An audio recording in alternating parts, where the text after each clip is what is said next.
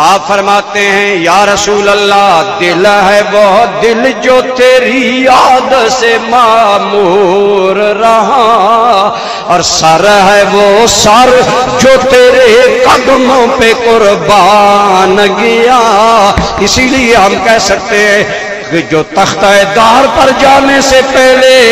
2 گھنٹے تک دنیا کا کلام یا ماں باپ کے ساتھ عام باتیں کرنے کی بجائے ممتاز قادری آقا کی نعتیں پڑھتا رہا،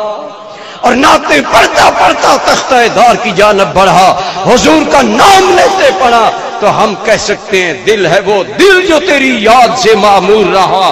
اگر زیاد ابن سکن نے سولی کے سامنے نبی کا نام بلند کیا تو ممتاز قادری نے بھی سولی کے سامنے آقا کا نام بلند کیا،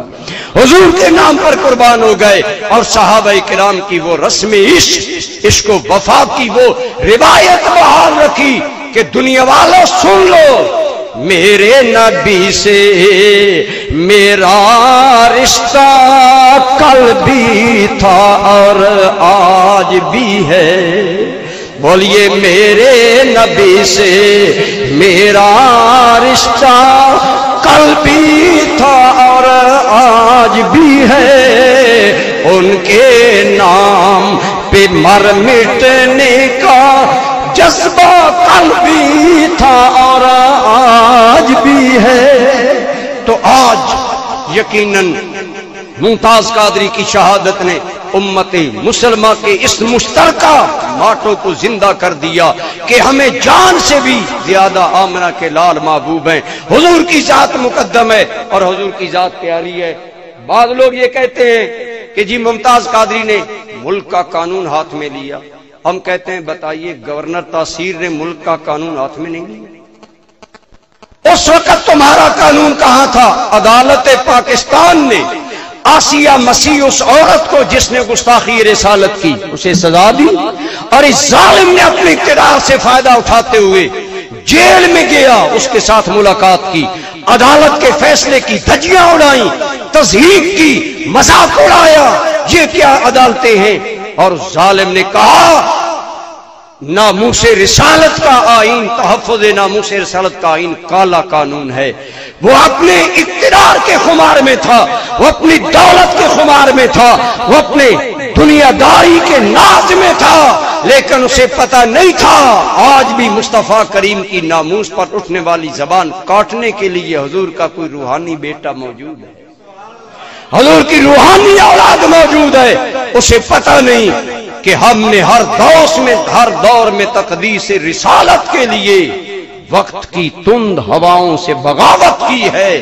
اور چھوڑ کر سلسلہ سیاست کا فسوق ہم نے فقط نام محمد سے محبت کی ہے۔ اور پھر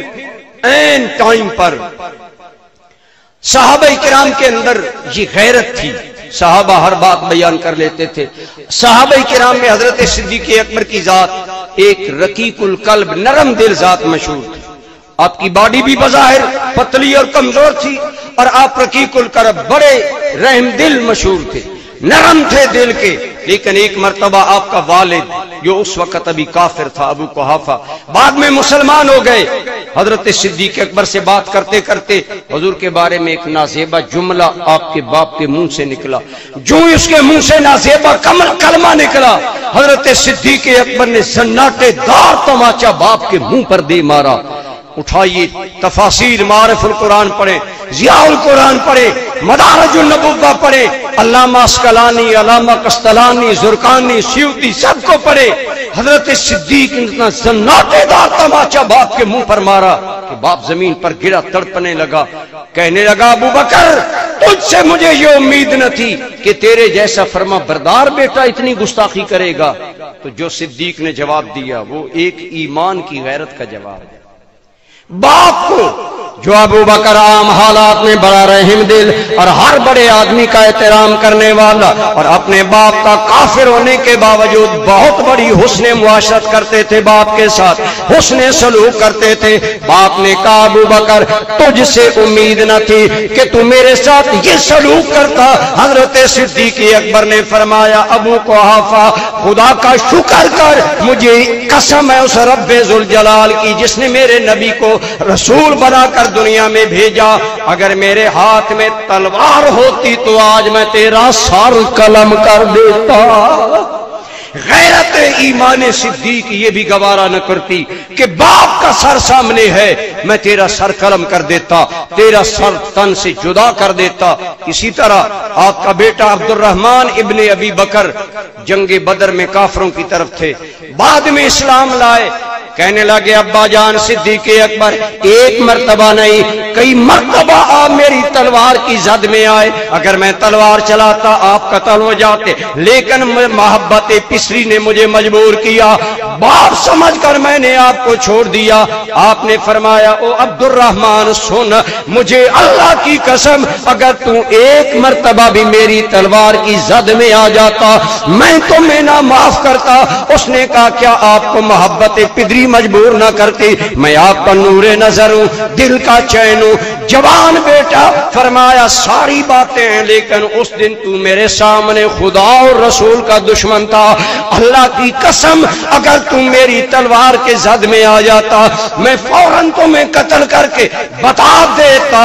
محمد ہیں متاع عالم ایجاد سے پیارے، پدر مادر برادر جان اور اولاد سے پیارے۔